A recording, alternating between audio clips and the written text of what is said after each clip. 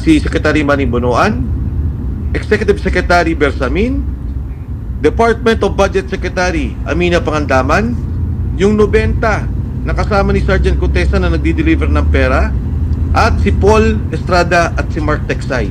Etong mga taong to, delikado. Etong mga taong to, pagka talagang nawala, sabihin na natin yung nangyari sa kanilang, wag naman sana mangyari, pero kung sila'y nawala, katulad ng pagkakawala ni Undersecretary Cabral, matatahimik yung issue. Wala tayong makitang ebidensya.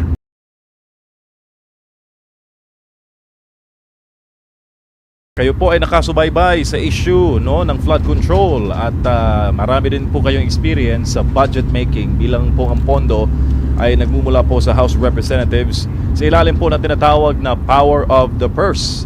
Ano na po, Kong, ang inyo pong assessment lalo pat may namatay na dating Public Works Undersecretary? Well, alam mo, MJ, Admar, ito talagang nangyayari sa investigasyon mula sa Blue Ribbon Committee sa Independent Commission on Infrastructure sa ICI, talagang questionable sa akin yan from day one. Alam mo kung bakit? Alam mo, ang ahensang pinagtutuunan natin ng pansin sa ngayon. Sa ngayon pa lang to hindi pa natin nakikita yung iba't ibang departamento, ay yung flood control projects ng Department of Public Works and Highways. So doon pa sa DPWH na puro infrastruktura, ay flood control pa lang ang tinitingnan natin. Dalawa ang tao na critical dyan sa pag-uusap dahil nagsalita na naman si Undersecretary Bernardo. Yung una, si Secretary Manny Bonoan. Pinaalis nila. Pinabayaan nila lumabas ng bansa. Hanggang sa ngayon, walang kasong na-i-file, hindi na-cancel ang passport. Dapat nga, hindi yan pinayagang lumabas no? Dapat immediately inayos nila na wag pabayaang lumabas yan kung ano man. Kung mapapakancel ang visa, dahil ito'y kayang gawin ng ating Department of Foreign Affairs, o di kaya yung pag-cancel ng passports sa pamamagitan ng hukom, no? O kung ano mang korte. Itong dalawang to pinabayaan nilang nawala. Si Manny Bonoan ang nauna, pagkatapos ito nga si Secretary Cabral. Hindi pa natin alam kung ano talaga yung nangyari sa kanya, pero critical na critical yung impormasyon na hawak ni Undersecretary Cabral dahil siya yung may hawak ng listahan. I'm sure alam ni Manny Bonoan yun. I'm sure nagko-coordinate sila. But yung sentro ng lahat ng usapin na to sa mga insertion ng budget, nandyan kay Undersecretary Cabral. At yan na nga sinabi niya ni Congressman Libiste noon pa, na sabi niya panghawakan lahat ng dokumento, panghawakan ng computer, kung ano bang mga gadgets na hawak, para nga malaman natin kung ano talaga yung katotohanan. Pero alam mo, Admar, MJ, itong usapin na to, malinaw na to sa akin sa simula pa lang. Ang palasyo at kasama na dyan kung ano man yung nagiging ginagawang investigasyon sa iba't ibang ahensya ng gobyerno, maging sa listatura, may script na yan. At ang script niyan, ang sinasabi nila, si Saldico, ang mastermind, kasama dyan yung ngayon, na-filean na si Undersecretary Bernardo, na-filean yung sa Bulacan, yung district engineer, na-filean yung mga maliliit na tao doon sa ahensya ng DPWH. Nagkaroon na lang sila ng pag-aresto sa Mindoro. Ang aking pagkaalam sa Sorsogon din. Yun naman sa Sorsogon, para magandang sangkap ng kanilang script, nandyan din ang ilang congressmen at mga senador na isasama nila. So, hanggang dyan na lang yan. Huwag na po tayong umasa na meron pang matatapos dyan. Yan na lang ang magiging final script na binabanggit at makikita natin. Hindi nila pagtutuunan ang katotohanan. Hindi nila alamin sino talaga mastermind, sino nag-ayos ng pondong yan. Katulad na akin nabanggit, nandyan si Manny Bonoan, nandyan si Caparal sa DPWH. Sino pang may mga alam ng pondo? Di ba binanggit na, sabi dati si Traiguy Bolaybar at saka si Adrian Bersamin ang kumuha ng pera ayon kay Yusek Bernardo. At sabi nila, yan ay nasa ilalim ng pangunguna ni Executive Secretary Lucas Bersamin at siyempre si Budget Secretary Amina Pangandaman. So, ito ba mga to pinatawag? Inalam ba talaga kung ano yung kaso? Inalam ba talaga sino ang nag-approve ng pagsumiti ng budget under the NEP, yung pagbibigay sa Kongreso? At matapos nun, ano yung mga insertion na pumasok? Sila din ang nag-approve ng approve ng budget, di ba? Budget Secretary, Executive Secretary Bersamin, Budget Secretary Pakandaman. At pag nandiyan na yung mga budget na yan, yung pag-release ng pondo. Kasi kailangan mong i-release yung pondong yan para magkaroon ng katotohanan na lumabas yung pondo at magawa na yung proyekto kung sino man yung kanilang pinapaboran ng kontraktor. So itong mga to hindi pa rin lumalabas. Ang tagal na lumabas ni Mark Tiksay at saka ni John Paul Estrada. Pinatawag ba ng ICI? Pinatawag ba ng Blue Ribbon Committee? Hindi rin. Di ba sila yung nagsasabi na alam nila yung pera kung saan galing, anong proyekto, at sila din yung nagdi-deliver. Kaya kasi sinasabi ko, DPWH pa lang eh.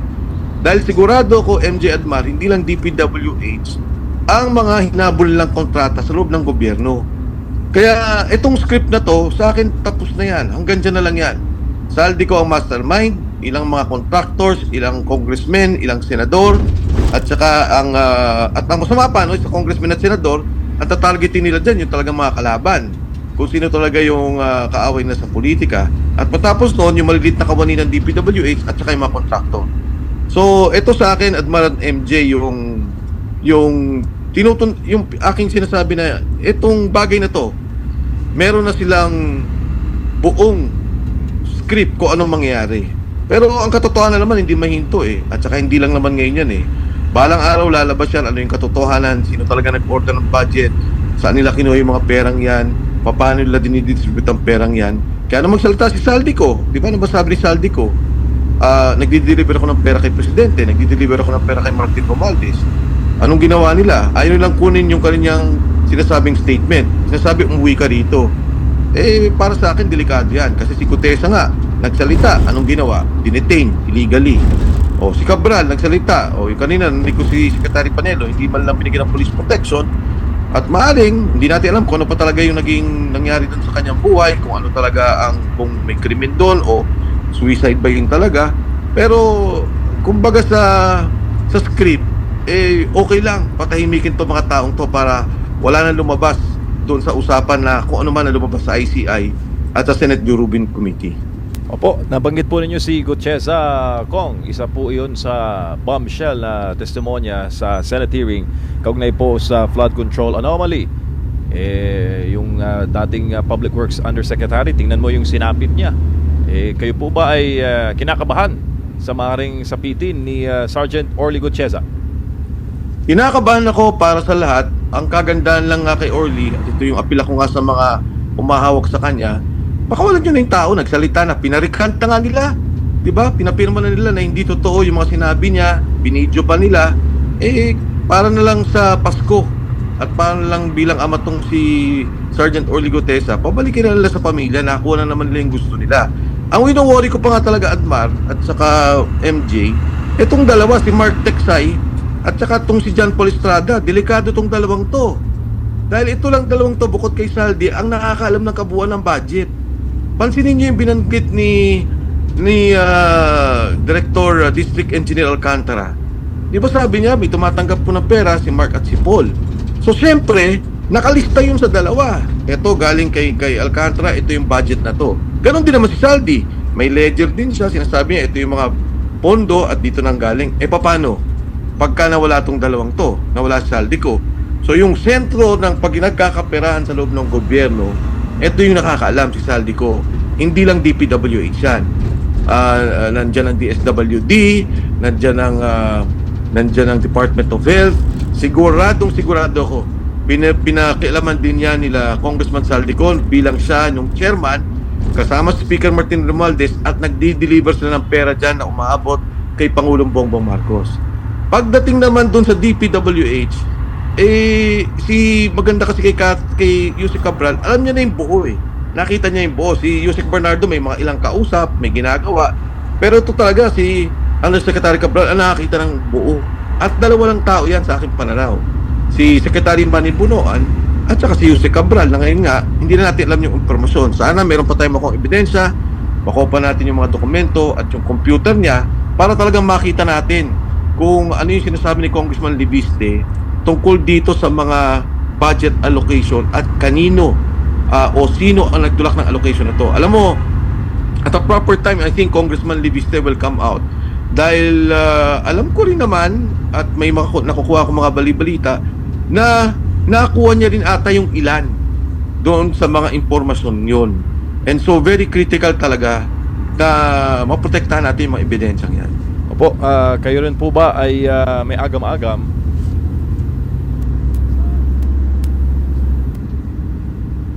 Opo, ayos lang Check, natin. check. Ayan, Ayan, ayan, okay, ayan. sige, go ahead. Bago lang si partner Okay. Admar, Kong, kayo po ba may agam-agam sa maaari ring sapitin ni former Congressman Bonoan?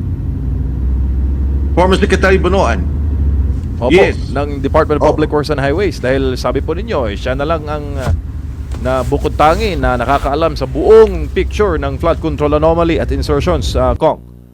totoo yan, MJ, kasi siyempre, katulad ng binanggit ko, no, sino-sino ba yung mga critical dyan na hindi pa nila talaga tinanong, hindi nila inimbestigahan, kumbaga putol, o hindi kabuuan yung mga kinukuha ng impormasyon. Andyan si Secretary Manny Bonoan, Executive Secretary Bersamin, Department of Budget Secretary Amina Pangandaman, yung 90 na kasama ni Sergeant Gutesa na nagdi-deliver ng pera, at si Paul Estrada at si Mark Texay. Etong mga taong to, delikado. Etong mga taong to, pagka talagang nawala, sabihin na natin yung nangyari sa kanilang, wag naman sana mangyari, pero kung sila'y nawala, katulad ng pagkakawala ni Undersecretary Cabral, matatahimik yung issue. Wala tayong makitang ebidensya.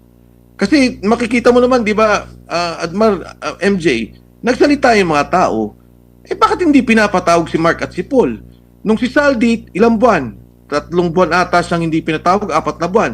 Nung itinuro niya na si Pangulo, 7 araw, nagkaroon ng kaso, na-cancel yung passport, tapos hinahabol na nila.